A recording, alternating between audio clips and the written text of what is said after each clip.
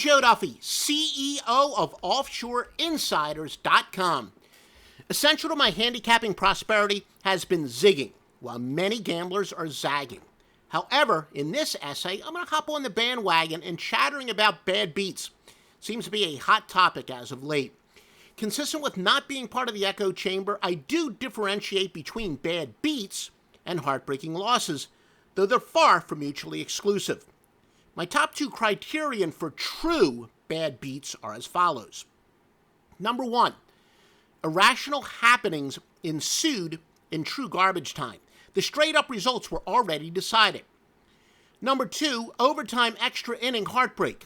A big underdog fails to cover in overtime, or it takes multiple overtimes to exceed the total. The 2014 Bahamas Bowl on Christmas Eve is widely deemed one of the ugliest, if not the number one bad beat of all time. Central Michigan outscored Western Kentucky by a breathtaking 34-0 in the fourth quarter, then missed on a 2-point conversion to lose by 1, getting 3.5 points.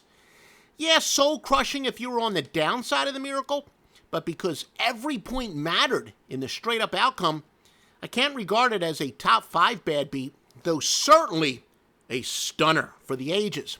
Also was played on national television and the only game played that day. Higher profile games will always be more memorable and bias people. Now, in the name of full disclosure, of course I recall that game very well and may be partial. It was my all-time miracle cover, though probably not topping good/bad beat catalog for reasons nuanced just moments ago. But the overwhelming part for me individually is that it occurred in the midst of one of the worst declines and bad beat runs ever. In fact, that win concluded it. It's crazy how being on the right side of such truly turns the worm. I even found a tweet from myself just 2 days later celebrating the end of a painful betting period and the beginning of yet a new winning streak. Christmas continues to be my favorite holiday, and my eldest son was born Christmas Eve, so December 24th, again when said game was played, was a joyous time for me. And we were celebrating his birthday at my son's favorite restaurant. I took a peek at my iPhone, saw the score in progress, and concluded it was clear my almost unheard of rough patch would endure. We ventured home, and I seized a much-needed mental nap. Several hours later, upon waking, I checked my computer and swore I was still asleep and dreaming, or maybe I was awake and hallucinating. I went to probably 4 to 5 sites, at least, before I trusted the score. Checked my sports book, they posted it as a winner in my account. In fact, I even went to the little boy's room, cleared out some cobwebs, reassured myself that I was awake, and corroborated the final tally one last time. What a great Christmas gift. Now, of course, if I were on the other side, granted, I may not have yet recovered, but for perhaps semantical reasons, some lower profile games were worse beats. As you're about to hear, I can't recollect every detail or even the exact teams of my most terrible bad beats, but they were lower profile games. I long to have the photogenic memory of my friend and respected candy capper, the big man on campus, for this assignment. Twice in 2019, I lost unders that went into overtime more than 25 points below the total. Coastal Carolina and Georgia Southern had a posted total of 45 on October the 19th. No problem. They're tied at 10 at the end of regulation. Oh, then a mere 37 points in overtime kills me. I cannot immediately recall the other one, but all but certain we went into the extra period more than 30 points below the total and lost. Sunday, June 13, 2004, I made one of my biggest bets ever. It was my interleague total of the year. Overwhelming evidence all pointed towards the New York Yankees San Diego game under the 10.5. What a call it was. Or so I thought. San Diego leads 2-0, 2 outs, bottom of the ninth, nobody on. And then all hell broke loose. Of course, the Yankees tie and send the extra innings. Then the teams combine for 7 runs in the 12th inning, as the Bronx Bombers put it over the total with 2 outs to end it. The reason I suck on my bar trivia team is because I battled to recall meticulous particulars, even the teams involved.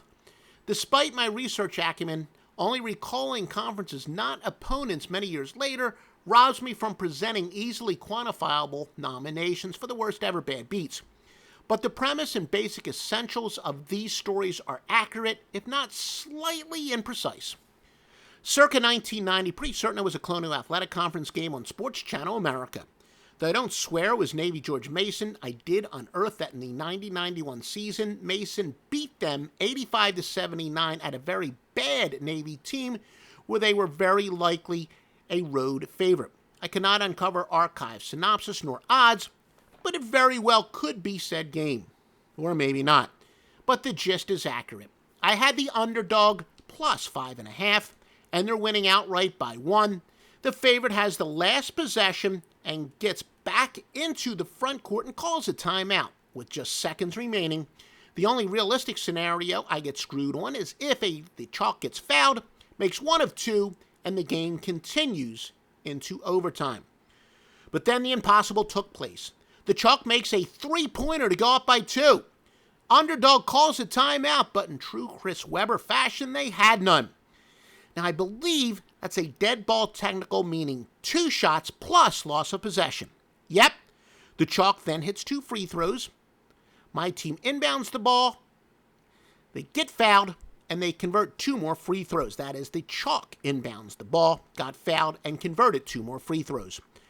Presuming I did not fumble a detail, I'm pretty certain it was 7 points in just a matter of seconds to cover by a half. A great beat I had was possibly the first year of overtime rules in college football, 1995. Either way, it was mid to late 90s. I had the favorite laying about 9.5, and what I'm all but certain was a late-night Pac-12 game. My team got a touchdown in overtime, and of course, their opponent got possession at the bottom of overtime. But yet my Chalk ends it with a defensive touchdown to win by 13, and I get the cover. Now, if those with much more unerring memories can help me fill in the blanks, please contact me through the contact form at offshoreinsiders.com and let me know.